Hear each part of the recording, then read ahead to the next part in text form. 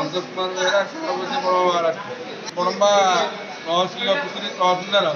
विभिन्न प्रकार दुर्नीति लिप्त थिबार आडभोकेट एवं जनसाधारण अनुभव करिबारे कलेक्टर महोदय पाखे कंप्लेन दि जाइतिला। कलेक्टर महोदय या तर्जमा करी समाधान करने उपजिलापाल महोदय को दायित्व अर्पण कर कौन देखा कौन हम तहसिलदार निर्दिष्ट केस मानक म्यूटेशन केस एवं अदर मिसलेनियस केस किसी जनसाधारण एवं एडवोकेट महोदय माने अनुभव करथिले। एथिपाई कंप्लेन दिया जाइतिला कलेक्टर महोदय पाखे। कुमार पाणिग्राही पूर्वतन सभापति बड़म्बा बार एसोसिएशन आम अल्प दिन तले विधायक अभियोग करूँ परिप्रेक्षी आज आम शुणिलु जे जिलापाल महोदय निजे आज आसी अभियोग प्रकोष्ठ को जो जनशुणाई चली आम सेम से प्रकार अभियोग पशिलु जे बड़म्बार जनसाधारण तहसीलदार कार्यकलाप व्यवहार और कार्यशैली उभय थे से प्रतिष्ठ अच्छा विभिन्न केस ठार आरंभ कर विभिन्न जनसाधारण हित कार्य प्रत्येक कार्य व्याघात सृष्टि होती जहाँ शुणा जा लोक मान तरफ जे बिना पैसा किसी काम हुए जहाँकि तदंत सापेक्ष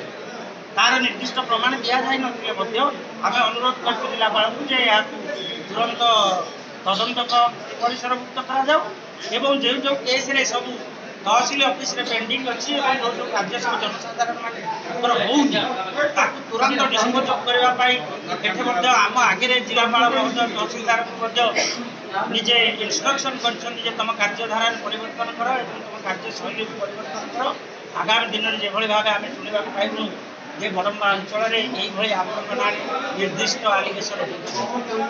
जनशुणी आसले केतटा केस समाधान है आज आम बड़म्बारे जो ग्रीभांस डिस्ट्रिक्ट कलेक्टर ग्रीभांस से 108टी केस 108टी आम अभियोग पाई जनराली लोक भत्ता संपर्क अभियोग रोचे घर पाइबार घर न पाइबार अभियोग रोचे कमन समस्या रोचे जमी वाटर लॉगिंग जलबंदी समस्या एगुड़िक रोचे आमे ताकू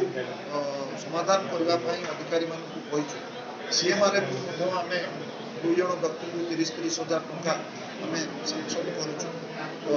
कर भरण पोषण पाई भाव विभिन्न लोक जो समस्या रही है समाधान करने आसु समाधान पदक्षेप सर तहसीलदार गोटे अभियोग आनिक आसते कौन कह से विषय आम बार एसोसिएशन जो अभियोग आसाला आम